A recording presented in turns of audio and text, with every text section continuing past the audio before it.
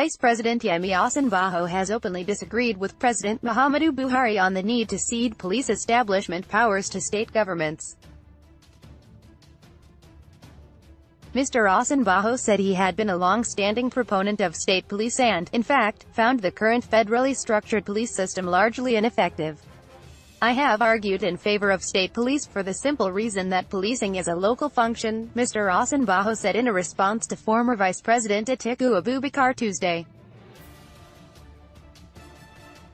You simply cannot effectively police Nigeria from Abuja. By this disclosure, Mr. Osinbajo has distanced himself from Mr. Buhari, who has long rejected the state police and other components of restructuring.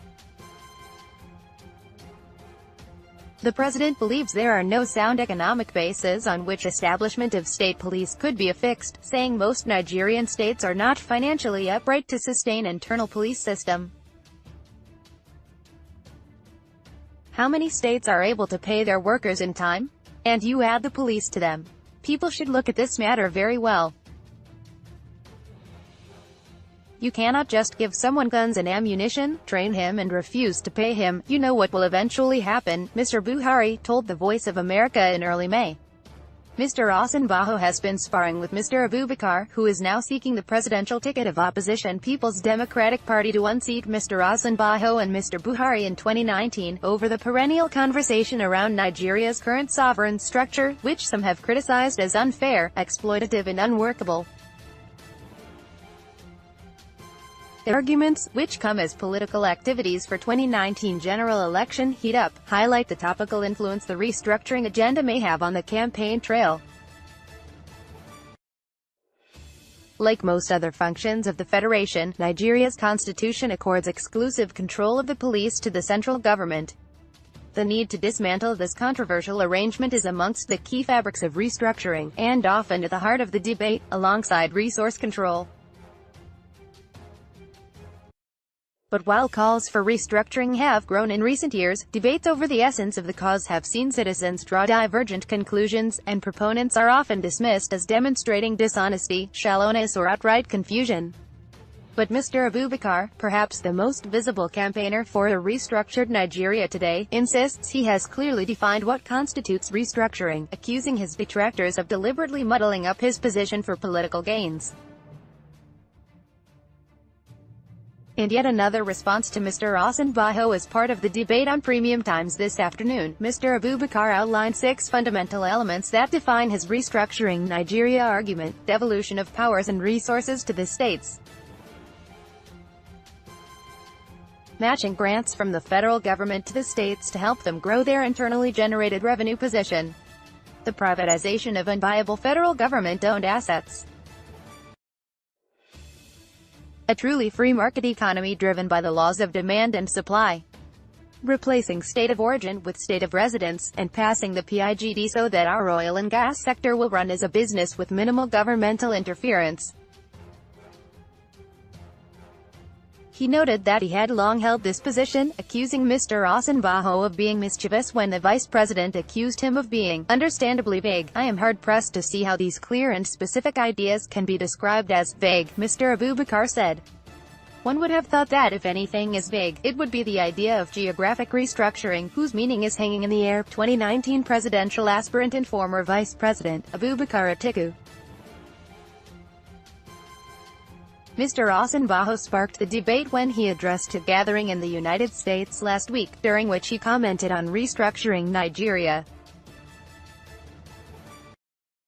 The problem with our country is not a matter of restructuring, and we must not allow ourselves to be drawn into the argument that our problems stem from some geographic restructuring, the vice president said. Mr. Abubakar immediately took issues with Mr. Osinbajo's characterization of the debate, saying Mr. Osinbajo demonstrated a lack of understanding of the core tenets of the concept.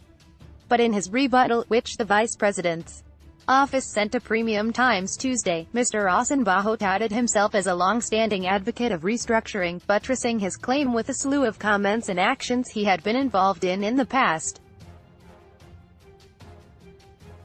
Only recently, in my speech at the anniversary of the Lagos State House of Assembly, I made the point that stronger, more autonomous states would more efficiently eradicate poverty, Mr. Osinbajo said. So I do not believe that geographical restructuring is an answer to Nigeria's socio-economic circumstances. That would only result in greater administrative costs. But there can be no doubt that we need deeper fiscal federalism and good governance, he added. A wide gulf for the decades that debates around restructuring Nigeria have featured at the top of national concerns, including national conferences held to harmonize some of its components. Calls for the actualization have come predominantly from the South. While critics of Mr. Buhari said his reluctance to embrace the cause was because it could be politically toxic for his re-election ambition, Mr. Abubakar's opponents are skeptical about his absolute commitment to the cause, especially as it remains hugely unpopular in his northern region. Still, the divergent views of Mr. Osinbajo and Mr. Buhari on restructuring underscore their deep disparity in their belief systems, said political analyst Shola Olubanyo.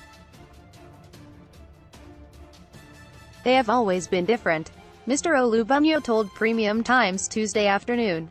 They only came together for political expediency and they will part ways as soon as their presidency is over. Nigerians are showing interest that this disagreement is coming publicly, but what they should imagine are different takes they always have regularly on other key matters, Mr. Olubanyo said. We may never know.